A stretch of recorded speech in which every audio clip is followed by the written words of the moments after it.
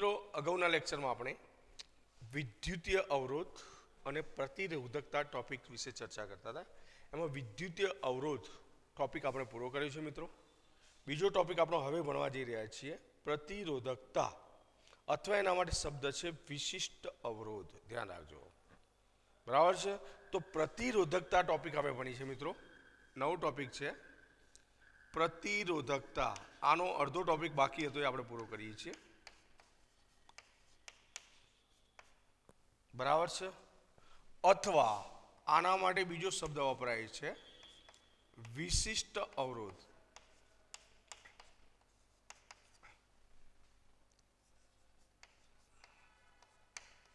ધ્યાન રાખજો, આ ટોપિકની આપણે ચર્ચા કરી રહ્યા છીએ મિત્રો. અવરોધમાં આપણે સ્પષ્ટ વાત કરી કે કોઈ પણ વિદ્યુત વાહક પદાર્થનો અવરોધ એની લંબાઈના સમપ્રમાણમાં અને તેના આડછેદના ક્ષેત્રફળના વ્યસ્ત પ્રમાણમાં હોય છે. અને એટલે આપણે સૂત્ર મેળવી દીધું કાલે, R બરાબર rho into L upon A. આ સૂત્ર અગાઉના લેક્ચરમાં આપણે મૂક્યું હતું. જે રો છે એ જ પ્રતિરોધકતા છે, એને જ આપણે શું કહીશું? પ્રતિરોધકતા. જે સમપ્રમાણતાનો અચળાંક હતો મિત્રો. શાનો અચળાંક હતો? સમપ્રમાણતાનો અચળાંક હતો, બરાબર છે. તો એ રોની અહીંયા ચર્ચા કરી રહ્યા છે. પણ રો સમપ્રમાણ, અને સમપ્રમાણતાનો કોઈ પણ અચળાંક એકમ મૂલ્ય માટે હોય. યાદ રાખજો મિત્રો, કોઈ પણ અચળાંકની વાત આવે ત્યારે એકમ મૂલ્યના સંદર્ભમાં જ હોય. અને એટલે આપણે આની સ્પષ્ટ વ્યાખ્યા લખી, ધ્યાન રાખજો, કે એકમ લંબાઈ કેવી? એકમ લંબાઈ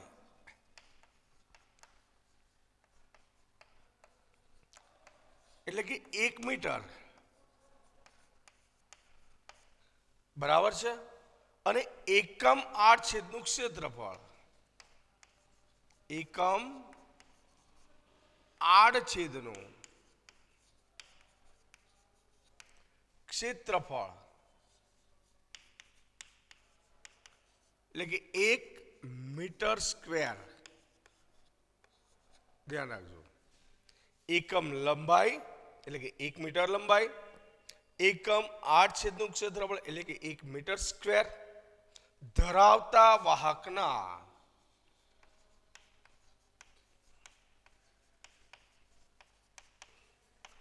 અવરોધને આપણે શું કહીશું? અવરોધકતા.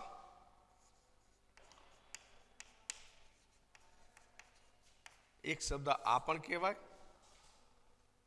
અથવા વિશિષ્ટ અવરોધ,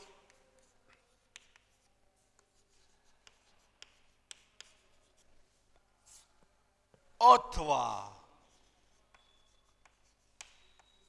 પ્રતિરોધકતા.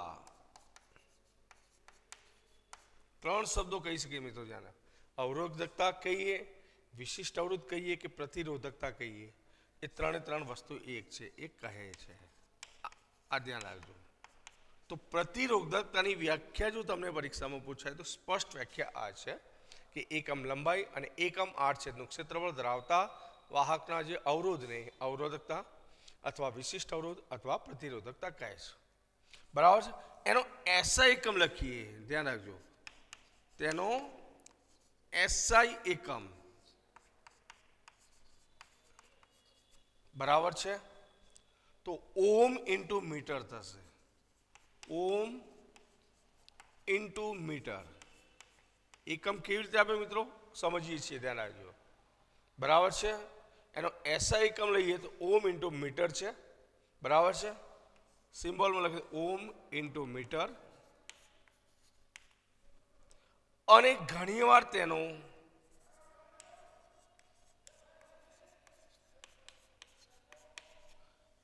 ઉપગુણક એટલે કે નાનો એકમ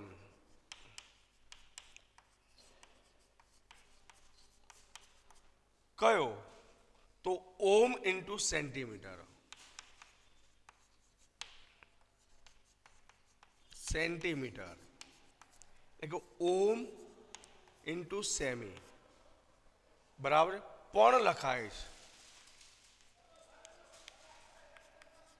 ધ્યાન રાખજો આ એકમ પણ મિત્રો આપણે લખી શકીએ છીએ કેમ આવે સમજો તમને એ તો ખબર છે કે આર બરાબર રો ઇન્ટુ એલ અપોન એ હતું તો રો બરાબર મારે લખવું હોય તો શું લખાશે આર ઇન્ટુ એ અપોન એલ આપણું સૂત્ર આ છે આર નો એકમ તમને ખબર છે ઓમ એ નો મીટર સ્ક્વેર અને એલ નો મીટર બરાબર છે એટલે ઓમ ઇન્ટુ મીટર નાના એકમની વાત કરીએ ઓમ ઇન્ટુ સેન્ટીમીટર ધ્યાન રાખજો બરાબર છે હવે એને મુખ્ય વસ્તુ એ છે કે ઓમ જે વાત કરીએ છીએ બરાબર આ એકમ એસઆઈ એકમ દ્વારા સ્વીકારાયેલો એકમ છે ધ્યાન રાખજો હવે મૂળ વસ્તુ કે આઈયુપીએસસી કોના દ્વારા આઈયુપીએસસી જે international union of pure and applied chemistry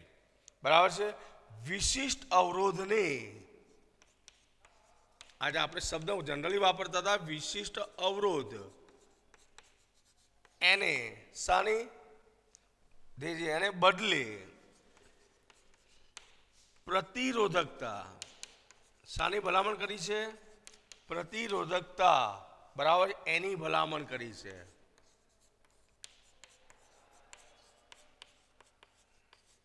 અને એટલે હવે આપણે વિશિષ્ટ અવરોધ શબ્દ ન મૂકતા એક જ શબ્દ પકડી રાખીશું કયો પ્રતિરોધકતા બરાબર છે હવે તમને ખબર છે કે મીટરના સેન્ટીમીટર કેટલા હોય 100 તો આપણે સીધું લખી શકીએ કે 1 ઓમ મીટર 1 ઓમ ઇન્ટુ મીટર બરાબર લખવું હોય તો 100 ઓમ ઇન્ટુ સેન્ટીમીટર બરાબર છે અને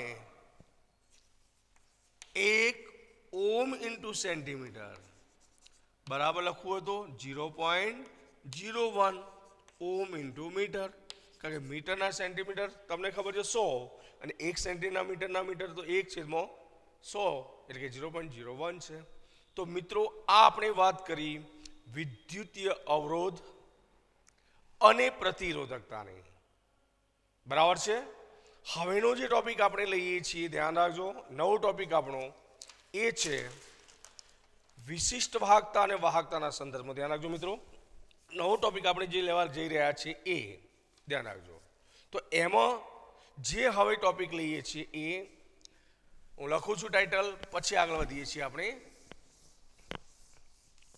કારણ કે અવરોધ જાણીશું તો હવે પછીના દરેક પદ જાણવા શક્ય બનશે એટલે પહેલી વાત અવરોધ મુખ્ય છે બરાબર છે એટલે હવેનો ટોપિક આપણો છે ધ્યાન રાખજો વાહકતા અને વિશિષ્ટ વાહકતા એટલે નવો ટોપિક હું લખું છું સમજાવો આ પદ આપણને પૂછાઈ ધ્યાન રાખજો વાહકતા અને વિશિષ્ટ વાહકતા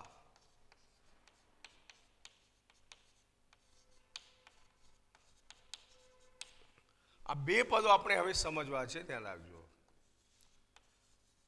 આપણે જોઈએ છીએ કે કોઈ પણ વાહક હોય એ વિદ્યુતનું વહન કરતો હોય તો જેને વાહક કહીએ છીએ ને તો એની વાહકતા તો માપવી પડે ને મિત્રો વાહકતા છે શું મિત્રો પહેલા તો એ આપણને ખબર હોવી જરૂરી છે બરાબર છે તો હંમેશા જો વાહકતાની વાત કરીએ તો મેં હમણાં જ કહ્યું તમને અવરોધ જાણતા હશો તો અવરોધકતા મળશે બરાબર છે એના ઉપરથી વિશિષ્ટ વાહકતા પણ મળે અને વિશિષ્ટ વાહકતા પણ મળશે અને વિશિષ્ટ વાહકતા પણ મળશે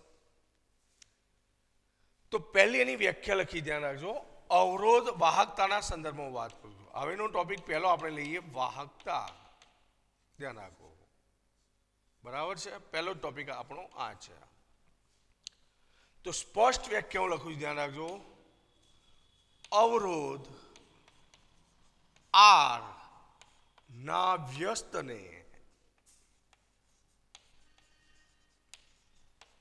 અવરોધ આર છે એનો જે વ્યસ્ત છે તો એના વ્યસ્તને વાહકતા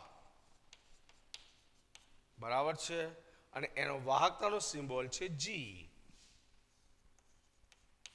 કહે છે ધ્યાન રાખજો અવરોધ આરના વ્યસ્તને આપણે વાહકતા કહીએ છીએ ખાસ યાદ રાખજો મિત્રો બરાબર છે. હવે આગળ વધું છું કે તમને વાહકતાનું સૂત્ર મેળવવું છે, તો તમારું સૂત્ર હવે ઈઝી થઈ ગયું કે G બરાબર 1/r. બરાબર છે. હવે R બરાબર તો તમને ખબર છે રો છે, બરાબર છે. તો 1/r બરાબર તમને ખબર છે 1/ρ તો આવશે જ, અને રો તો ખરું જ. R બરાબર તમારું સૂત્ર શું હતું? રો ઇન્ટુ L/A હતું મિત્રો, હતું કે નહીં? તો સીધી વાત છે કે 1/r તો 1/ρ થાય ને A/L થાય, એટલે આપણું સૂત્ર શું થશે? 1/ρ ઇન્ટુ A/L થાય. થાય કે ના થાય? અને 1/ρ માટે એક નવો અચળાંક મૂકી છે મિત્રો, ગ્રીક શબ્દ કે, કપ્પા. દર્શાવશું કે, પણ આને ગ્રીક અક્ષર છે, ધ્યાન રાખજો. આ રીતે બોલાય છે કપ્પા. આના માટે શબ્દ આવશે કપ્પા. બરાબર છે. એટલે મૂળ કે બોલા લખીએ છીએ આપણે, પણ છે કપ્પા, ધ્યાન રાખજો. તો કે ઇન્ટુ A/L. બરાબર છે. જ્યાં કે શું છે? તો જ્યાં કે બરાબર શું મૂક્યું આપણે? 1/ρ. બરાબર છે. હવે વાહકતાના એકમની વાત કરીએ, ધ્યાન રાખજો મિત્રો. તો વાહકતાનો જે SI એકમ છે, કયો એકમ હું કહી રહ્યો છું? SI એકમ. તો એ સિમેન્સ નક્કી થયો છે, એટલે આ ખાસ યાદ રાખજો. વાહકતાનો SI એકમ સિમેન્સ. સિમેન્સ, ધ્યાન રાખજો. બરાબર છે. એટલે લખું, સ્પેલિંગ લખવું હોય તો SIE, ધ્યાન રાખજો. MENS, siemens. એટલે કે સિમ્બોલ આપણો S લઈએ છીએ. બરાબર છે. એટલે આમ લખી શકીએ કે એનો એકમ છે સિમેન્સ. વાહકતાનો SI એકમ છે સિમેન્સ. અને જેને કઈ સંજ્ઞા વડે? તો જેને S સંજ્ઞા વડે દર્શાવાય છે. કેપિટલ S લીધું, ધ્યાન રાખજો. અન્ય એકમો તો ખરા જ, પાછા ધ્યાન રાખજો. અન્ય એકમ કેવી રીતે બને? તો તમને ખબર છે કે અવરોધનો એકમ કયો? ઓમ. તો સીધી વાત છે, જીનો એકમ કયો થાય? ઓમ ઇનવર્સ. બરાબર છે. એટલે આપણે લખી શકીએ તેને ઓમ ઇનવર્સ. બરાબર. એટલે કે આ રીતે. બરાબર છે. અથવા ઓમ ઇનવર્સ માટે બીજો આવે છે MHO, જેનો સિમ્બોલ છે આ રીતે, મ્યુનો ઊંધો. બરાબર છે. ઓમનો ઊંધું થઈ ગયું, ઓમ ઇનવર્સ અથવા તો MHO. બરાબર છે. વર્ડ તરીકે પણ દર્શાવાય છે.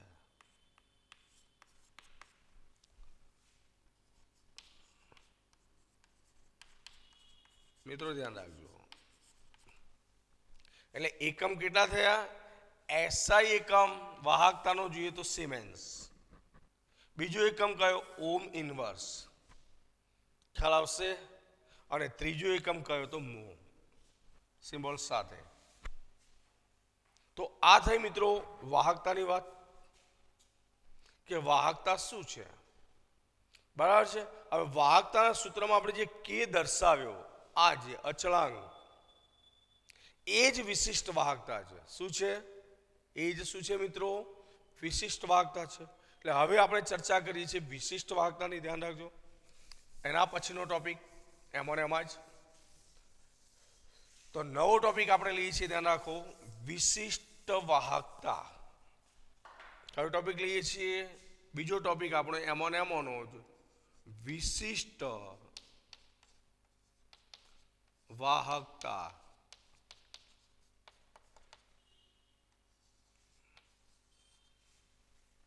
મિત્રો વિશિષ્ટ વાહકતા કોને કહીશું?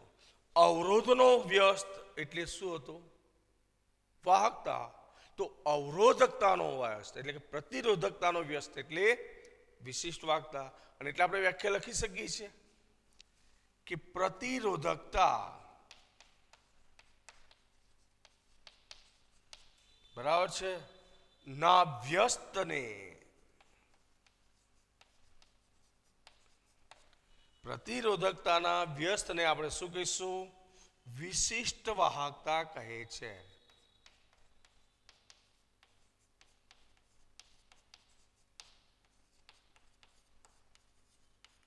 બરાબર છે, આ વ્યાખ્યા છે આપણી મિત્રો. હવે પ્રતિરોધકતાનો વ્યસ્ત એટલે તમને ખબર હોવી જોઈએ કે આપણે હાલ સૂત્ર શું મૂક્યું હતું? હાલ જે સૂત્ર મૂક્યું હતું શું હતું મિત્રો? તો તમને ખબર હોય કે G બરાબર K ઇન્ટુ શું હતું? K સારી જગ્યાએ મૂક્યો આપણે 1/ρ ની જગ્યાએ, અને 1/ρ મૂકીએ તો સીધું સૂત્ર મુકાય કે K બરાબર G ઇન્ટુ A/L. કેમ મિત્રો? તો તમને ખબર હોવી જોઈએ આગળના સૂત્રોની પહેલા તો તમને એ ખબર હતી કે R બરાબર ρ ઇન્ટુ A/L છે. તો ધ્યાન રાખો 1/ρ કરવું છે મારે, તો આ ભાગાકારમાં જાય તો 1/ρ લઈએ તો શું લખાશે? તો 1/R લખાય ઇન્ટુ A/L, અને 1/R એટલે શું મિત્રો? તો G છે, અને 1/ρ એટલે શું છે મિત્રો? K છે. એટલે સૂત્ર બન્યું K ઇન્ટુ G, K બરાબર G ઇન્ટુ A/L. આ આપણું સૂત્ર બની ગયું. સૂત્ર કેવી રીતે આવ્યું એ મિત્રો પ્રશ્ન પછી થવો ના જોઈએ, ધ્યાન રાખજો. બરાબર છે. તો પહેલી વાત કરીએ આપણે આ સૂત્રની. બરાબર. હવે વિશિષ્ટ વાહકતાને કયા અક્ષરથી દર્શાવ્યું? K શું છે? તો મેં વાત કરી હમણાં જ, એટલે આપણે લખી શકીએ છીએ વિશિષ્ટ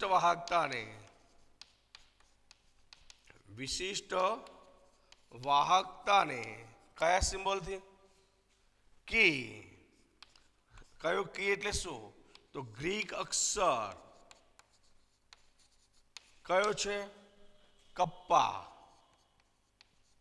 સ્પેલિંગ લખો તો KAPPA. ધ્યાન રાખજો, સંજ્ઞા વડે દર્શાવાય છે. આ સંજ્ઞાનો ઉપયોગ કરી અને આને આપણે દર્શાવી શકીએ છીએ. તો વિશિષ્ટ વાહકતાને ગ્રીક અક્ષર કપ્પા, જેના માટે આપણે સિમ્બોલ વાપર્યું છે, ભલે K પણ છે કપ્પા, બરાબર, એના વડે દર્શાવાય છે. હવે IUPAC દ્વારા એવું કહ્યું છે કે વિશિષ્ટ વાહકતાની જગ્યાએ વાહકતા શબ્દ પર્યાય પણ ચાલે. બરાબર. એટલે આપણે સ્પષ્ટ કહીએ છીએ, ધ્યાન રાખજો, IUPAC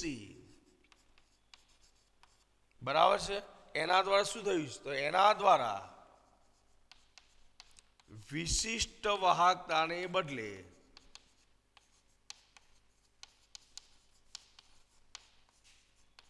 કયો શબ્દ વાપરવાની ભલામણ કરી છે? તો વિશિષ્ટ વાહકતાને બદલે વાહકતા પર્યાયની ભલામણ કરી છે.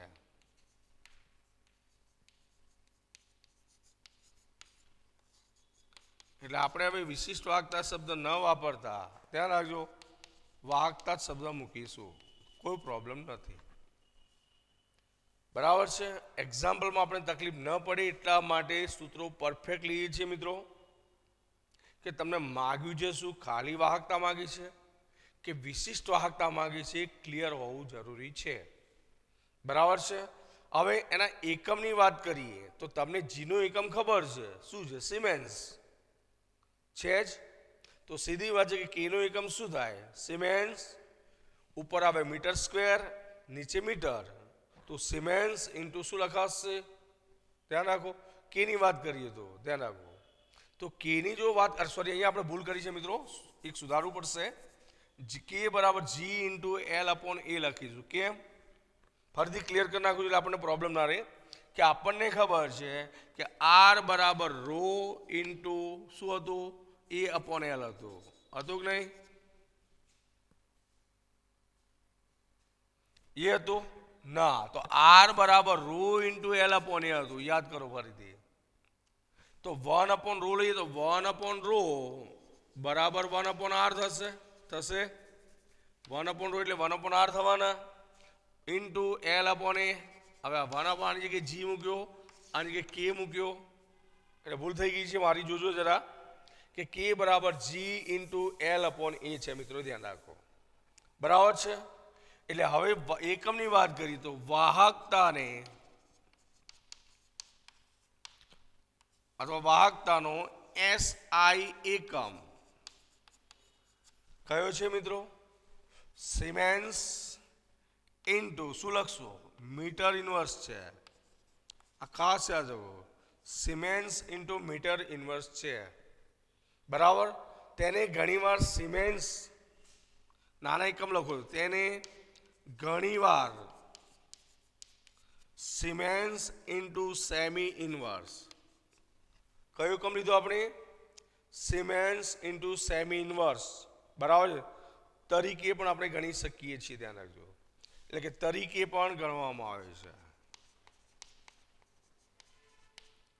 અથવા ગણી શકાય છે. આ લઈને પણ ગણવું તો ગણી શકીશું મિત્રો, ધ્યાન રાખજો. બરાબર છે. તો આ થઈ વાત એકમોની. હવે કોઈ પણ વાહકની વાહકતાના વાત કરતો, હવે અચળાંકો છે આ તો ધ્યાન રાખજો. કે શું હતો? સમપ્રમાણતાનો અચળાંક હતો મિત્રો, અને એ હંમેશા એકમ મૂલ્ય માટે જ હોય. શાના માટે હોય? એકમ મૂલ્ય માટે. તો એકમ મૂલ્યના સંદર્ભમાં લઈએ તો બરાબર છે. આપણે સ્પષ્ટ લખીએ, કોઈ પણ પદાર્થની વાહકતા, કોઈ પણ પદાર્થની વાહકતા સિમેન્સ ઇન્ટુ મીટર ઇન્વર્સમાં કઈ એકમો લીધી છે? સિમેન્સ ઇન્ટુ મીટર ઇન્વર્સ એકમમાં ત્યારે જ હોય છે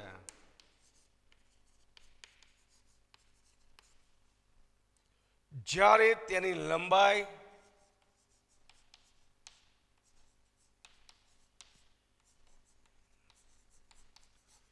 એક મીટર, લંબાઈ કેટલી લીધી? 1 મીટર, અને તેના આડછેદનું ક્ષેત્રફળ કેટલું હોય? કેટલું હશે? 1 મીટર સ્ક્વેર હોય છે. એ વખતની વાહકતા એટલે વિશિષ્ટ વાહકતા કહેવાય. સમજો બરાબર. હવે આપણા એકમોના સંદર્ભમાં વાત કરીએ તો એક સિમેન્સ ઇન્ટુ સેમી ઇન્વર્સની વાત કરીએ. એક સિમેન્સ ઇન્ટુ સેમી ઇન્વર્સ બરાબર મારે લખવું હોય તો 100 લખવું પડે. હવે સિમેન્સ ઇન્ટુ મીટર ઇન્વર્સ. કેમ કે ઇન્વર્સ છે,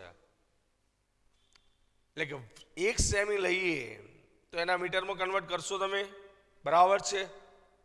તો 1/100 મીટર, પણ સેમી ઇન્વર્સ છે તો મીટર ઇન્વર્સમાં ગુણ્યા 100 થઈ જાય.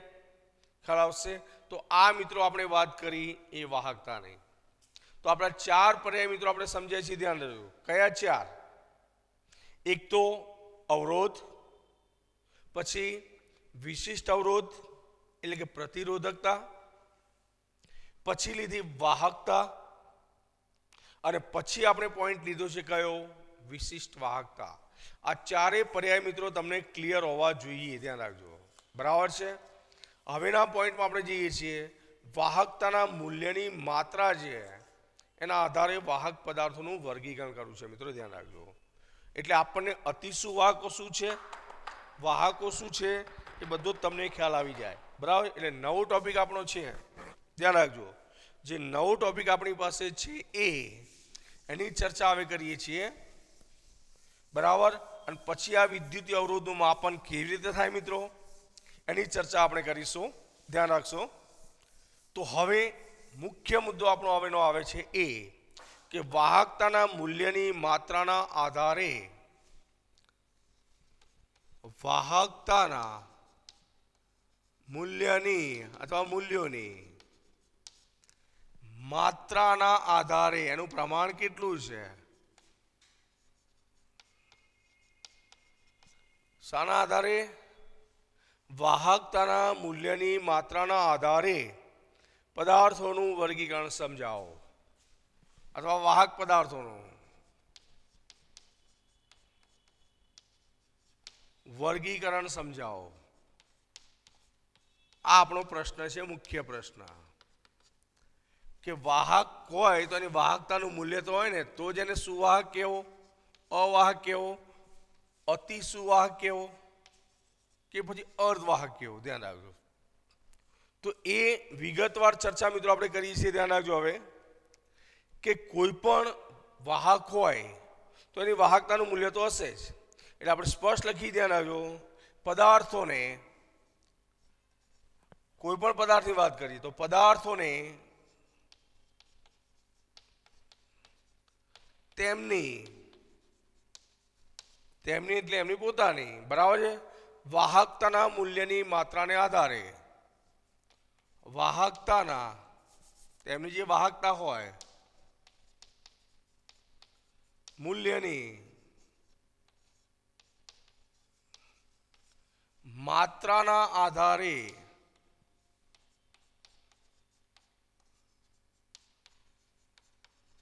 કોઈ પણની વાત કરીએ, પદાર્થો તે એમની વાહકતાના મૂલ્યની માત્રાના આધારે નીચે પ્રમાણે વર્ગીકૃત કરી શકાય છે.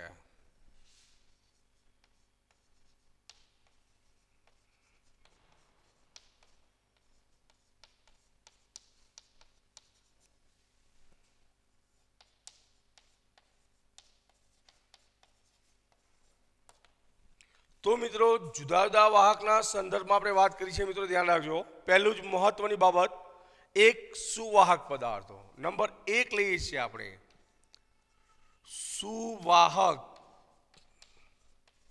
પદાર્થો. તો મિત્રો સુવાહક પદાર્થો આપણે કોને કહીએ છીએ એ તો ક્લિયર તો જ છે, આગળ ભણી ચૂક્યા આપણે. ધ્યાન રાખજો, સુવાહક કોને ગણ્યા? તો જે પદાર્થો, ધ્યાન રાખજો, એમાં કયા પદાર્થો? ધાતુઓ અને એની મિશ્ર ધાતુઓ છે કે જેમની વાહકતા ઘણી વધારે હોય છે. ધ્યાન રાખજો, એટલે લખી શકીએ ધાતુઓ અને તેમની મિશ્ર ધાતુઓ. ધાતુઓ અને તેમની મિશ્ર ધાતુઓ,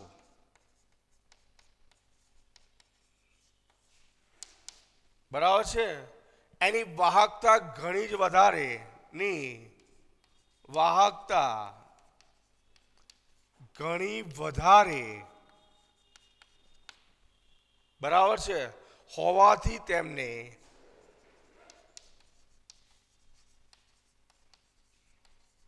શું કહીએ છીએ આપણે? સુવાહક તરીકે ઓળખવામાં આવે છે.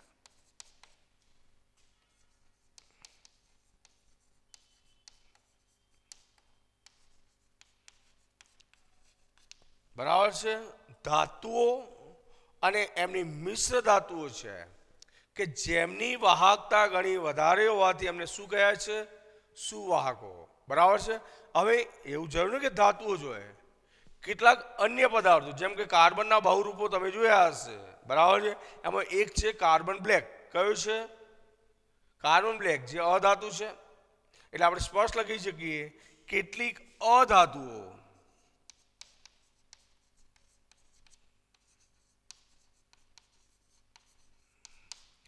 કયા? તો તમને ખબર હોવી જોઈએ, કાર્બન બ્લેક અથવા જેવી કે કાર્બન બ્લેક, પછી તમને ખબર છે સૂકો કોષ, જે ઘરમાં આપણે જે ટોર્ચ વાપરીએ એમાં જે વપરાતો સેલ છે એમાં ગ્રેફાઇટનો સળિયો વાપરીએ છીએ, એટલે આપણે ગ્રેફાઇટ પણ લખી શકીએ. એક કાર્બન બ્લેક, બીજો કયો લખ્યો? ગ્રેફાઇટ. અને કેટલાક કાર્બનિક પોલિમર, અને કેટલાક કાર્બનિક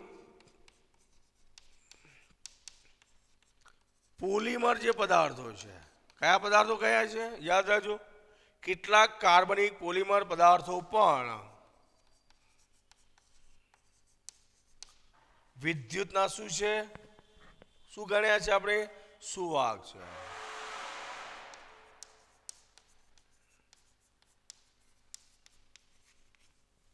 બરાબર છે. અને એનો ઉપયોગ ક્યાં થાય છે? તો ઇલેક્ટ્રોનીય વાહક તરીકે, બરાબર, જુદા જુદા સેલમાં. એટલે વિદ્યુત વાહક અથવા ઇલેક્ટ્રોનિક વાહક આપણે કહીશું. મિત્રો નંબર 2 લઈએ છીએ અવાહક. ધ્યાન રાખજો, બીજો પોઈન્ટ આપણો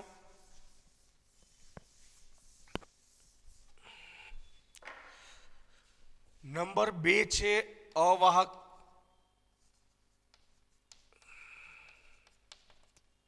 તો અવાહક કોને કહીશું? તો તમને ખબર છે કાચ શું વિદ્યુતવહન થાય છે એમાં? તો ના.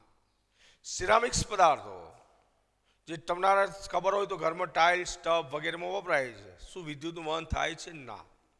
તો આપણે લખી શકીએ કાચ તેમજ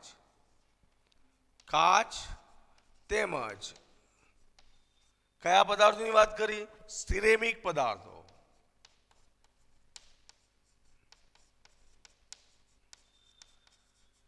કાચ તેમજ સિરેમિક પદાર્થો છે એની વાહકતા કેવી? અલ્પ પ્રમાણમાં. ધ્યાન રાખજો, એટલે નથી બરાબર એમ. અલ્પ પ્રમાણમાં કાચ તેમજ સિરેમિક પદાર્થોની વાહકતા અલ્પ પ્રમાણમાં હોવાથી એમને કયા નામે ઓળખીશું? આ પદાર્થોને શું ગણીશું? અવાહક પદાર્થો કહે છે. એટલે અવાહક તો તમારી જોડે ક્લિયર થયા. ટૂંકમાં જેમાંથી વિદ્યુતનું વહન થતું નથી એવા બધા પદાર્થો અહીંયા લઈ શકીએ, બરાબર. પછી ગમે તે સ્વરૂપે હોઈ શકે છે. નંબર 3 લઈ છે મિત્રો, ધ્યાન રાખજો, અર્ધવાહકો. ત્રીજા પ્રકારમાં જઈએ છીએ. તો હવેનો ટોપિક આપણો છે અર્ધવાહક. ધ્યાન રાખો, નંબર 3.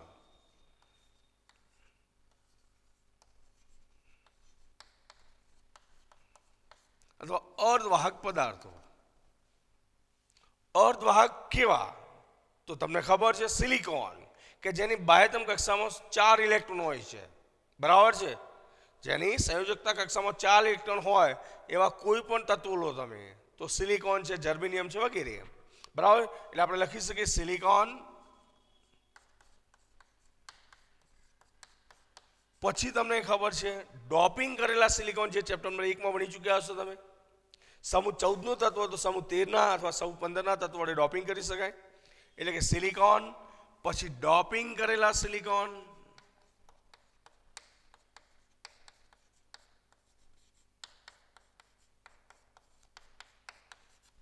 સિલિકોન છે, ડોપિંગ કરેલ સિલિકોન, અને એક ત્રીજું સંયોજન છે ગેલિયમ આર્સેનાઇડ.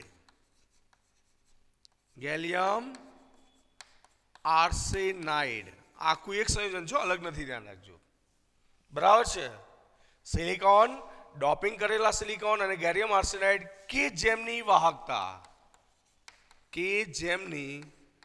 વાહકતા કેવી હોય? વાહકો અને અવાહકો વચ્ચેની હોય છે. ધ્યાન રાખજો, અથવા વચ્ચે હોય છે. તેમને અર્ધવાહકો કહે છે. મિત્રો ચોથો પ્રકાર પણ આપણે લઈ શકીશું, પણ ચોથો જે પ્રકાર છે એ અતિ સુવાહક, સુપર કંડક્ટર. તો એની ચર્ચા મિત્રો રહી જાય છે, એ આપણે પછીના લેક્ચરમાં કરીશું. Okay, thank you.